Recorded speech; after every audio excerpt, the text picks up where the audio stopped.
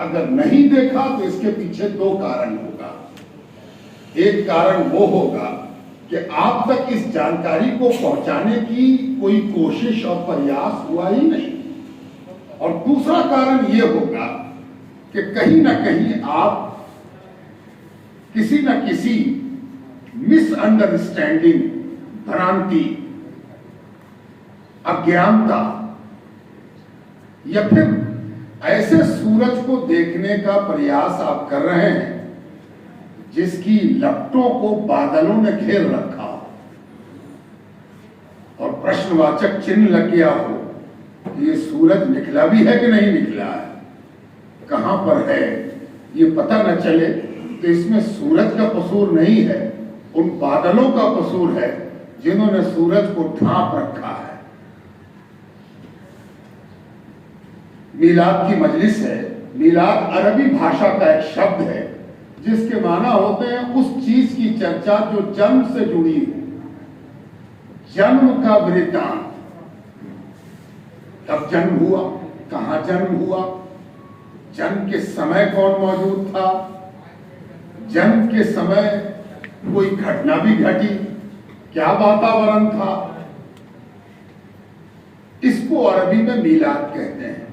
लेकिन आप जानते हैं कि शब्द के साथ हर भाषा में यह होता आया है कि शब्द जिस अर्थ के लिए कायम होता है, बनता है, जन्म लेता है, धीरे धीरे समाज उस शब्द के दायरे को, सर्किल को बढ़ा देता है। बना था शब्द किसी और चीज के लिए और उसका इस्तेमाल और प्रयोग ऐसे माना और अर्थ के लिए होने लगता है कि उस शब्द के माना का सर्किल बहुत बड़ा हो जाता है। ये हर भाषा में है। उसी तरह ये अरबी भाषा का मीलाद अब इस माना में प्रयुक्त है पूरे दुनिया में कि मीलाद के माना होते हैं पैगंबर इस्लाम, इस्लाम के पैगंबर हजरत मोहम्मद सल्लल्लाहु अलैहि वसल्लम की बातें करना, उनकी चर्चा करना, उनकी जीवन और उनकी शिक्षाओं पर बात करना मीलाद कहलाता है। यानी माना तो जन्म था, लेकिन उसका माना बढ़कर इतना बढ़ गया कि अब उनकी चर्चा किसी हवाले से भी की जाए वो मीलाद है। तो आज हम लोगों को यह अवसर मिला है कि इस इस्लामिया कॉलेज के परिसर में बड़ा इसका जस्टिफिकेशन भी है। ये बात बहुत सही भी है कि इस्लामिया कॉलेज में उसकी चर्चा न हो जिसने दुनिया को इस्लाम दिया। यूं तो पैगंबर की जिंदगी एक ऐसी जिंदगी है कि इस दुनिया में पता नहीं कब से इंसान है, गिनती जहां जाके खत्म हो जाती है उसको इतिहास कहते हैं, और इतिहास विभाग के भी लोग यहां बैठे होंगे।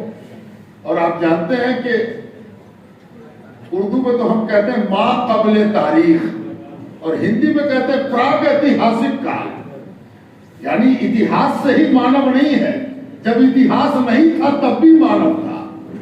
इसलिए यह कहना बड़ा मुश्किल है कि इंसान कब से है, लेकिन इंसान जब से है आज तक किसी देश में, किसी जाति में कोई ऐसा नहीं जन्मा जिस पर इतनी चर्चा हुई हो। ये मैं नात नहीं पढ़ रहा हूं और ये मैं कसीदा भी नहीं पढ़ रहा हूं और ये मैं स्तुति भी नहीं कर रहा हूं, ये मैं एनालिसिस बता रहा हूं। अगर आपको विश्वास न हो तो आप खुद मेरी बातों की आलोचना करके देख लीजिए।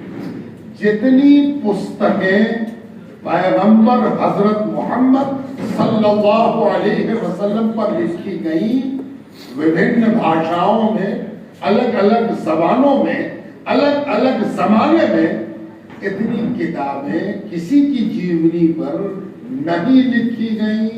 ये एक हिस्टोरिकल ट्रुथ है, इसको मानना ही मानना होगा, इससे इनकार नहीं किया जा सकता। एक ऐसी शख्सियत जिसको सबसे पहले जिन लोगों से वास्ता पड़ा वो उसके अपने लोग थे, अपने घर वाले थे, अपने इलाके के लोग थे, अपने आस पड़ोस के लोग थे।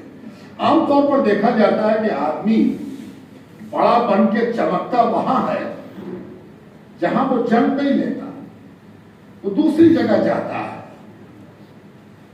उसके अपने परिवार के लोग उसको वो महत्ता नहीं देते, वो दूसरी जगह जाके चमक जाता है, बड़ा हो जाता है, महान हो जाता है। बाद में घर वाले भी कभी मानते हैं, कभी नहीं मानते। लेकिन इस पैगंबर के साथ एक खास बात यह है कि ये जिस इलाके में पैदा हुआ वहीं चमका, वहीं दमका। तीसरी खास बात यह है कि इस पैगंबर के साथ एक बड़ा अजीब मामला है। जानते हैं इस पैगंबर को मानने वाले कौन लोग हैं? जाहिर है कि इसका जवाब आप देंगे कि जो लोग इनके पैरोकार हैं, जो लोग इनके मानने वाले हैं, वही इनकी बात करते हैं, वही इनकी चर्चा करते हैं। लेकिन आपको जानकर हैरत होगी कि इनके मानने वाले जिन्होंने इनको आंख से देखा था, जिन्होंने इनको छुआ था, इनके मानने वालों में बड़ी संख्या उन लोगों की है जो इनके कटु दुश्मन थे, इनके अपोजिशन में बैठते थे, इनका इनकार करते थे, इनके विरुद्ध कार्रवाई करते थे, इनको जानी माली नुकसान पहुंचाते थे, इनके जान मारने के दर पर रहते थे। मुश्किल से 20 साल भी पूरा नहीं गुजरा था कि वो पूरी दुश्मनों की आबादी इन्हीं का कलमा पढ़ने लगी। इस लिहाज से भी ये पैगंबर, ये व्यक्तित्व बहुत गौर से देखने के लायक है। इसलिए कि आमतौर पर जब कोई बड़ा होता है तो दुश्मन दुश्मन रहता, मानने वाला रहता। वो शुरू से आखिर तक दुश्मनी करता रहा। हम लोग इतिहास में पढ़ाते हैं, ये लोग उनको नहीं मानते, ये उनके विरुद्ध थे, ये उनके अपोजिशन थे, ये उनके बारे में निगेटिव थे, निगेटिव रहे। ऐसी शख्सियत बहुत कम होती है कि जिंदगी का बड़ा हिस्सा निगेटिव बनकर रहे और फिर माना कि निगेटिव बनना मेरी गलती थी और फिर ऐसे पॉजिटिव हुए कि उन्हीं से इस्लाम आगे बढ़ा। ये बड़ा इंपॉर्टेंट इशू है। ये चौथी बात। अब पांचवी बात, पैगंबर ने पहले दिन से ये नहीं कहा था कि हम पैगंबर हैं। पैगंबर ने 40 वर्ष अपनी आयु के, अपनी जिंदगी के, कुल जिंदगी आपकी 63 साल की है, 63। इस 63 को हम दो हिस्से में बांटते हैं। एक हिस्सा 40 साल तक चलता है और दूसरा हिस्सा उसके बाद 23 सालों तक चलता है। 40 प्लस 23 63। इस 63 में 40 साल वो है जब आपने कभी ये डिक्लेयर नहीं किया कि हम पैगंबर हैं, मैसेंजर हैं, प्रॉफिट हैं, नहीं। और तब उनका व्यक्तित्व कैसा था, उनके साथ रहने वाले उनको कैसा समझते थे, कैसा जानते थे, ये बड़ा इंपॉर्टेंट है। उनका प्रॉफिट होना कोई चमत्कारी ऐलान नहीं था कि आज से मेरे हाथ में बहुत बड़ा चमत्कार आ गया, बल्कि जो फर्स्ट सर्मन है उनका, पहली बार जब वो बोलने के लिए आए, संबोधन किया पहली बार, सर्वप्रथम, तो वो उनका खताब, संबोधन सुनने के लायक है। मैं उसका एक अंश सुनाता हूं आपको। अभी देखा आपने, हम लोगों में से कई लोग आए और उन्होंने कुछ ना कुछ बोल के अपनी बात शुरू की, मैंने भी कुछ शुरू की। आप जरा कल्पना कीजिए कि पैगंबर ने जब पहली बार लोगों को ये कहने के लिए बोलना शुरू किया होगा कि मैं पैगंबर हूं, तो वो कैसे बोले हो? आप सब पढ़ाते हो या पढ़ते हो तो आप जानते हो कि टीचर आते हैं क्लास में तो कैसे शुरू करना है। हर टीचर के बोलने की एक अलग शैली होती है, लेकिन सब शैली में एक विशेष प्रकार की समानता पाई जाती है। पैगंबर ने जो संबोधन किया वो गजब है, बिल्कुल अलग है। पैगंबर ने कहा तुम सब हमको पहचानते हो, ये पहला जुमला था। और कीजिएगा, मैं आपको जरा अलग किस्म का आज मिलाद सुना रहा हूँ।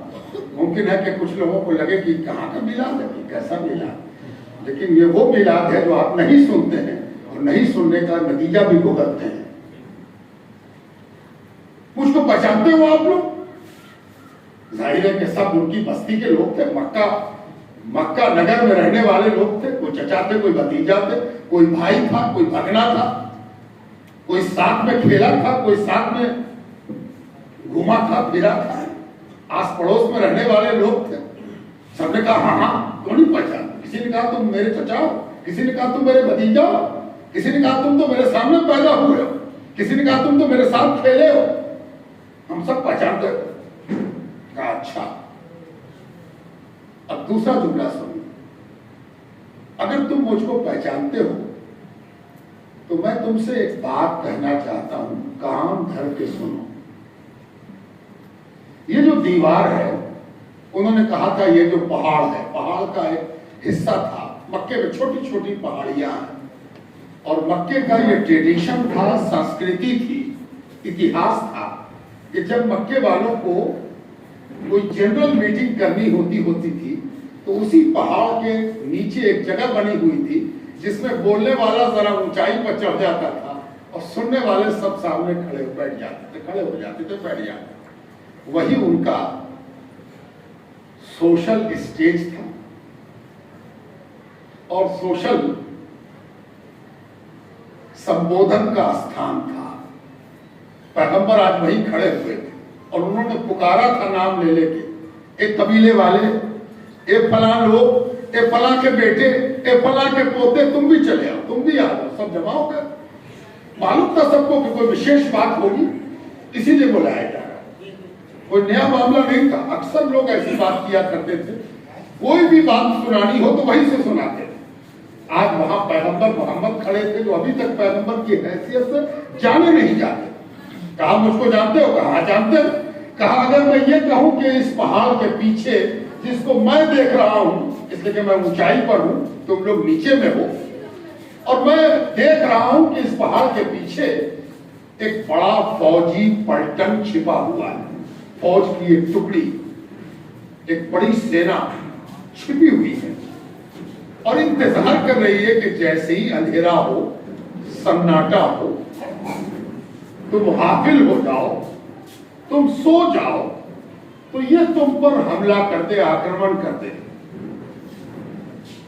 अगर मैं तुमसे ऐसा कहूं तो तुम लोग मुझ पर विश्वास करोगे? ये था पहला संबोधन जो 2 प्रश्नों से शुरू हुआ। पहला प्रश्न ये कि मुझको पहचानते हो, और दूसरा प्रश्न ये कि अगर मैं ये कहूं कि वो आक्रमण करने वाला है तो तुम मेरी बात पर विश्वास करोगे? आपको जानकर हैरत होगी, जितने लोग आए थे सबने कहा कि आज तक तुमने कभी झूठ नहीं बोला है।